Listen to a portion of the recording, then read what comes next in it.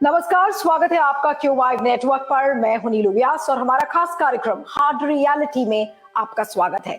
आज बात करते हैं कोविड की और कोविड के पीछे की राजनीति की। जी हां, जो केंद्रीय मंत्री मनसुख मंडाविया, जो केंद्रीय स्वास्थ्य मंत्री हैं, उन्होंने आज कांग्रेस के नेता और राजस्थान के मुख्यमंत्री अशोक गहलोत को एक चिट्ठी लिखी है कि अगर आप कोविड के प्रोटोकॉल्स का पालन नहीं कर सकते तो फिर भारत जोड़ो यात्रा बंद कर दी जाए, यानी कि रद्द कर दी जाए। और उसमें उन्होंने हवाला दिया कि देखिए, बीजेपी के कुछ सांसद थे राजस्थान के, उन्होंने इस चीज पर संज्ञान लिया। उन्होंने देखा कि जो यात्रा में जो लोग आ रहे थे वो संक्रमित हो रहे थे और फिर उन्होंने सुखविंदर सिंह सुक्खू का हवाला दिया कि देखिए, जो हिमाचल के मुख्यमंत्री हैं उनको भी कोरोना हो गया जब वो यात्रा से लौटे।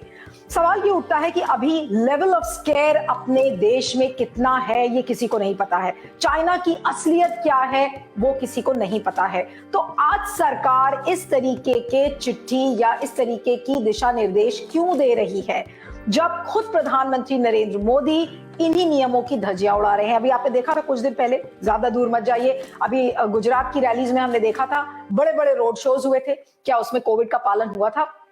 बिल्कुल नहीं। आप पिछले साल की अगर आप याद करें, पश्चिम बंगाल में चुनाव हुए थे, क्या किसी कोविड का पालन किया गया था, कोविड नियमों का?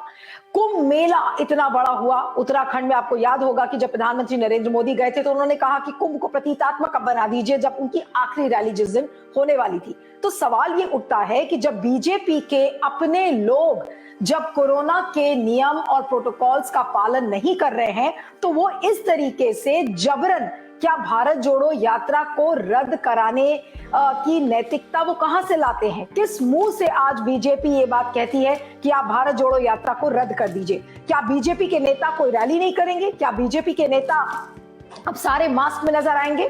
आपको दिखाते हैं कि किस तरीके, सबसे पहले आपको दिखाते हैं कि जो राहुल गांधी को केंद्रीय स्वास्थ्य मंत्री ने जो चिट्ठी लिखी है उसके जो मुख्य बिंदु हैं उस पर नजर डालते हैं। आइए देखिए, एक ग्राफिक प्लेट हमने तैयार की है जिसमें कि स्वास्थ्य मंत्री ने राहुल को खत लिखा है।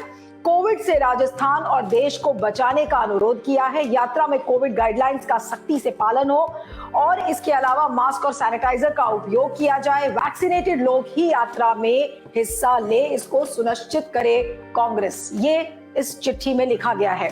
लेकिन आपको ये भी दिखाते हैं कि किस तरीके से बीजेपी ने ही कोविड के नियमों की किस तरीके से धज्जियां उड़ाई हैं। आज जबरन ये बोला जा रहा है कि भारत जोड़ो यात्रा को हम रोक दे, लेकिन आइए आपको दिखाते हैं कि किस तरीके से बीजेपी ने इसकी धज्जियां उड़ाई है। ज्यादा दूर नहीं जाते, पहले ये देखिए अनदेखी किस किस तरीके से बीजेपी ने किया है कोरोना नियमों की। निर्वाचन आयोग द्वारा बीच कोरोना काल में 8 चरणों में चुनाव कराने का फैसला अपने आप ही नियमों में अनदेखी का उदाहरण था। इस दौरान डॉक्टरों ने नियमों के पालन के लिए निर्वाचन आयोग को पत्र भी लिखा था। इसके अलावा और देखिए, पश्चिम बंगाल में विधानसभा चुनाव के दौरान पीएम मोदी, अमित शाह और दूसरे बीजेपी नेताओं ने मास्क पहनने का पालन नहीं किया।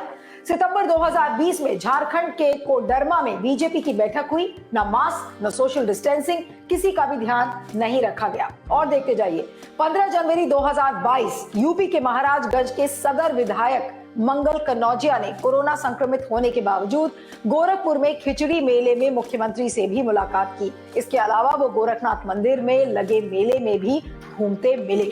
जनवरी 2022 में देखिए, गुजरात के वापी जिले में बीजेपी की महिला नेता के देवर की शादी थी।